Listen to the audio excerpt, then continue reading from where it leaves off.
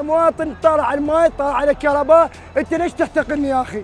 يا اخي غير انا من البصره جاء اطالب حقك وجاء اطالب حقي، انت يا جندي منين؟ خد تسمع المرجعيه، بعد ماكو ثقه باحد، لا بمرجعيه لا بحزب لا بكلهن.